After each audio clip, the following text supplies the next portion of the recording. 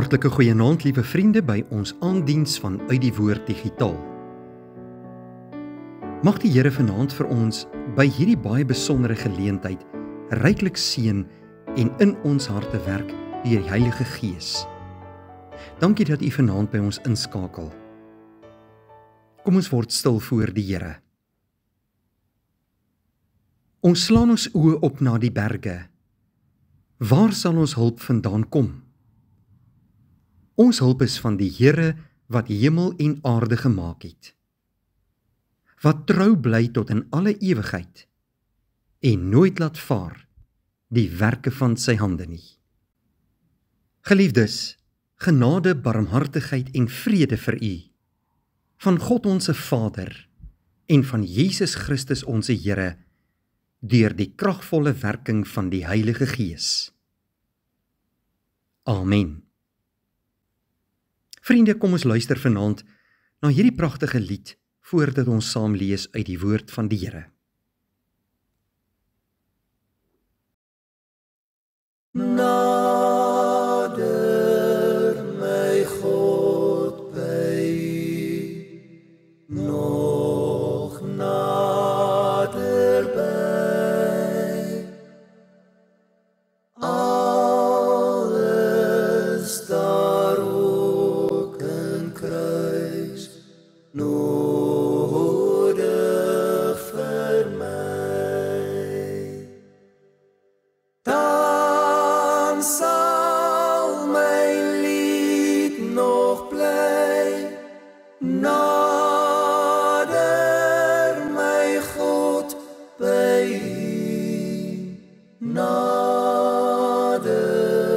my God by U, nog nader by. Alles ek ver op reis, dwaal ek alleen. Al moet ook s'nachts my hoofd rus op 'n steen. Dan bring my drome my nader my God by U, nader my God by U, nog nader by. Ons skriflesing kom vandag uit die woord van die Here uit Psalm 37 en ons gaan begin lees by vers 1. 'n Psalm van Dawid. Wees nie toornig op die kwaaddoeners nie. Beny hulle nie wat onreg doen nie. Want soos gras sal hulle gou verwelk en soos groen grasspruitjies sal hulle verdroog. Vertrou op die Here en doen wat goed is. Bewoon die aarde en beoefen getrouheid. En verlustig jou in die Here, dan sal hy jou gee die begeertes van jou hart. Laat jou weg aan die Here oor en vertrou op hom, en hy sal dit tot uitvoering bring. En hy sal jou geregtigheid laat voortkom soos die lig, en jou reg soos die middag. Swyg voor die Here en verwag hom. Wees nie toornig op hom wat voorspoedig is in sy weg nie, op die man wat listige planne uitvoer nie. Laat staan die toorn en verlaat die grimmigheid. Wees nie toornig nie, dit is net om kwaad te stig. Want die kwaaddoener sal uitgeroei word, maar die wat die Here verwag, hulle sal die aarde besit. En nog 'n klein rukkie, en die goddelose sal daar nie wees nie. Ja, jy sal ag gee op sy plek, maar hy sal daar nie wees nie. Die ootmoediges daarenteen sal die aarde besit en hulle verlustig oor groot vrede.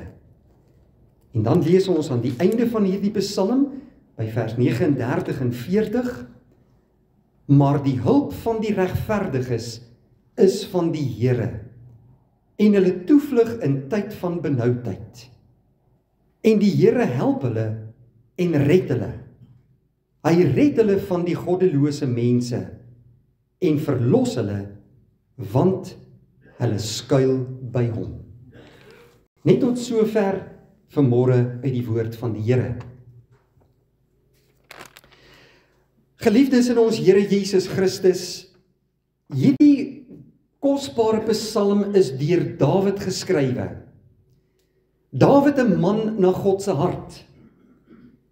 'n man wat diep spore getrap het in die volk Israel se lewe en wat dan ook later koning oor Israel geword het, nadat die Here hom aangewys het as koning. Hierdie man het in 'n baie diep gelowige verhouding met die Here gelewe. Hy was baie lief vir die Here. En as ons die psalms deurlees, dan sien ons hoe God deur hierdie man werk om ook vir ons 'n boodskap te gee as moderne Christene vandag. Die psalms kom uit die hart van Dawid. En hy gee wonderlike geloofsraad vir ons deur die psalms.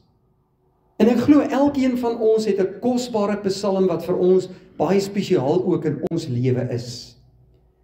En daar is baie mooi psalms wat opgeteken is, soos Psalm 23 wat baie bekend is, of selfs Psalm 27.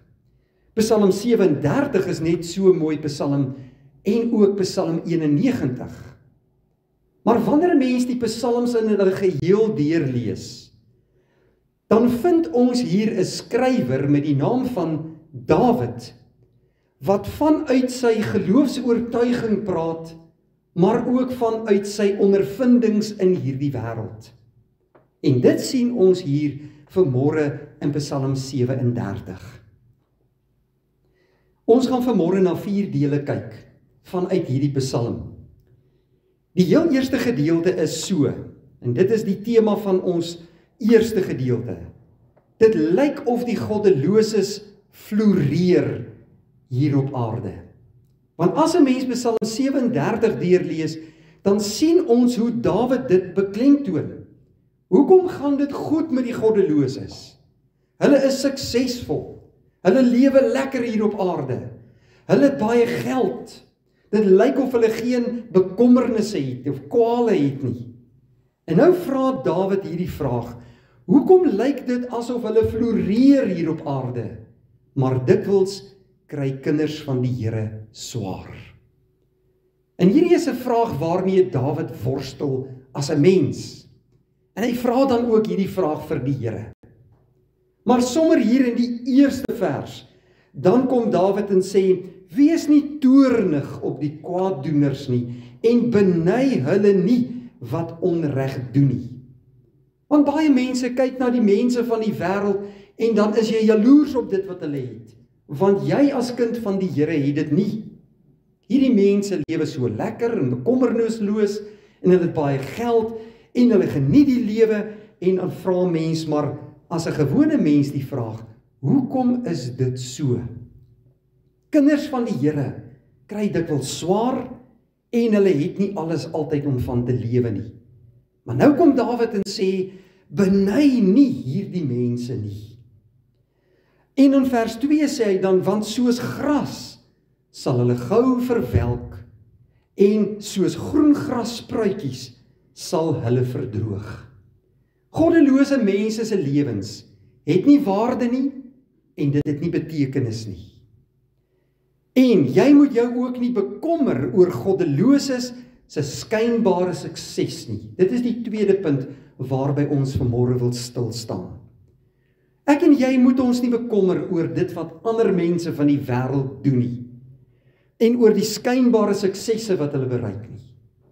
Dawid sê hierdie mense se lewens het nie waarde nie. Daar is nie betekenis in hulle lewe nie. Hulle het nie inhoud nie.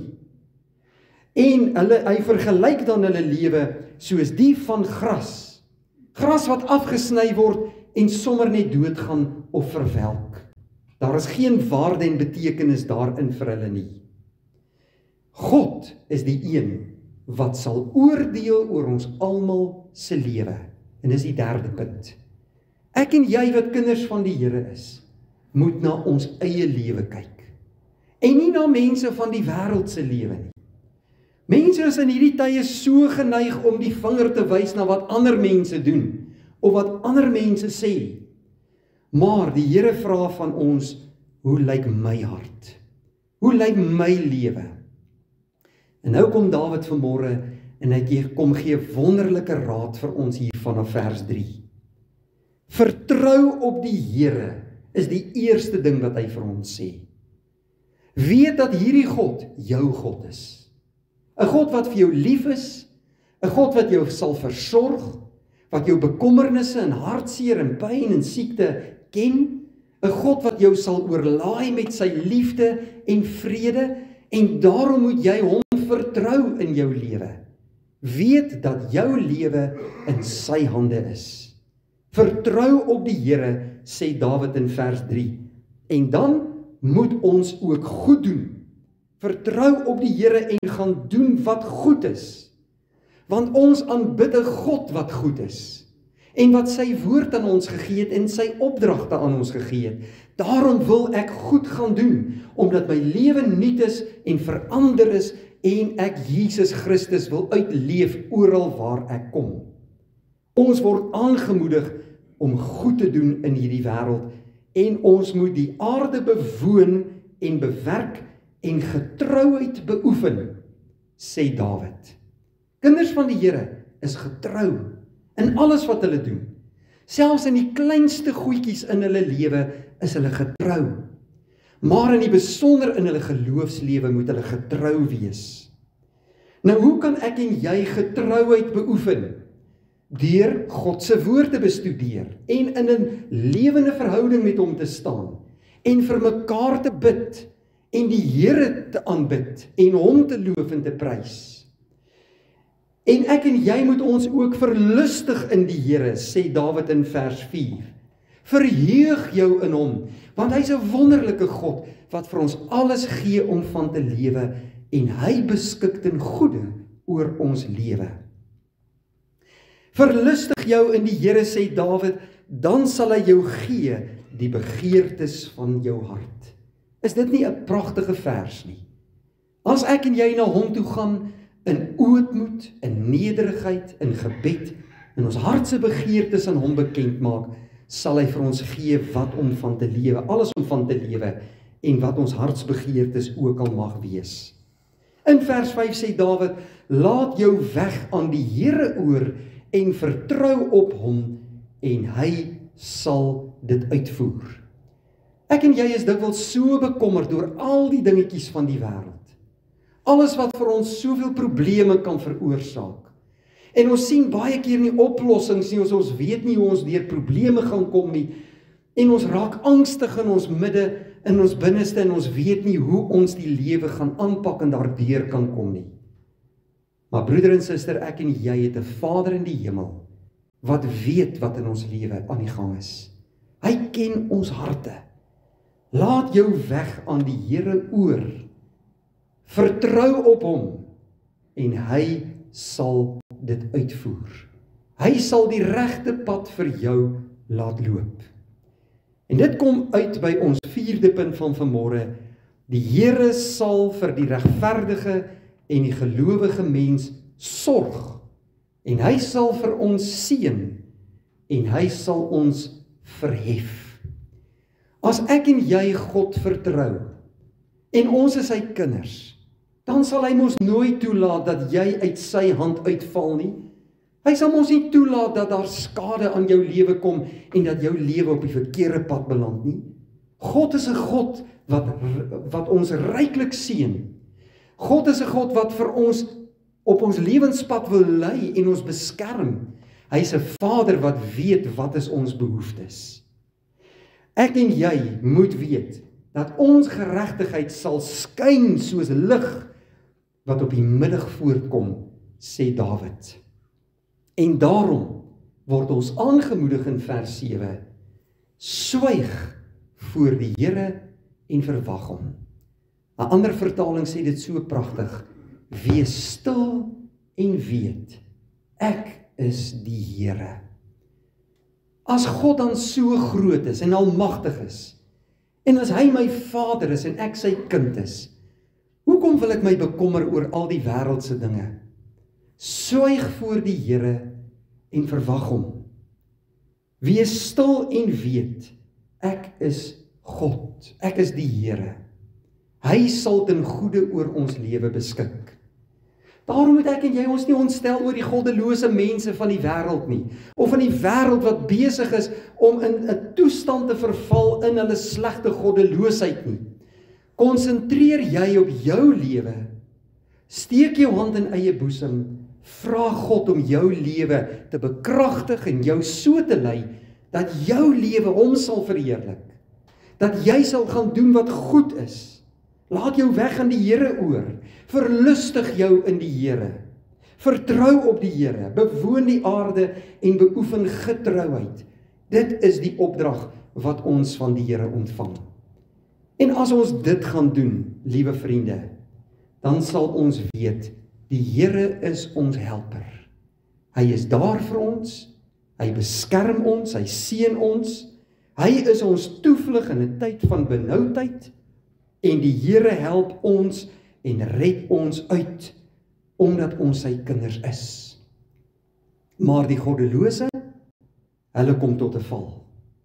Hulle staan in die skuld voor die Here. Hulle sal ook voor die regterstoel van God moet verskyn. Moet jou daarom nie oor hulle ontstel nie. Maar doen jy wat goed en reg is, en vertrou jou lewe aan die Here toe. Dit is die woord van die Here vir ons vandag.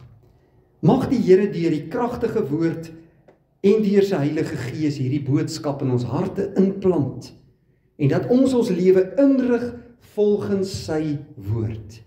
Gaan verlustig jou in die Here, gaan doen wat goed is, en volg die Here na elke dag van jou lewe, en hou jou oog op hom gerig. Kom ons bid saam. Vader, baie dankie dat ons vandag vanuit u woord hierdie wonderlike boodskap uit Psalm 37 kon hoor. Dankie Vader dat u ons God is, dat u ten goeie oor ons lewe wil beskik. Vandag wil ons voor u kom staan en ons lewe aan u kom toevertrou. Ons wil onsself in u kom verlustig en doen wat goed is, Here, want ons het u baie lief. Wil u hierdie woord in ons harte en in ons lewens bevestig en 'n werklikheid laat word, dat ons gehoorsaam kan gaan doen wat u van ons vra in hierdie goddelose wêreld. Ja, Here, ons weet hierdie wêreld is in 'n greep van goddeloosheid vasgevang, maar ons gaan ons nie ontstel daaroor nie, want Jesus leef en ons met hom, en daar is 'n mooi toekoms vir ons, en daarom plaas ons vandag ons vertroue in u alleen, ons koning en verlosser. Lei vir ons ook die komende week, bevestig die werk van ons hande, dat dit vir u tot eer gedoen kan word, en laat ons meewerk aan die uitbreiding van u koninkryk elke dag, en vul ons harte met vertroue en met u vrede. In Jesus naam bid ons dit. Amen.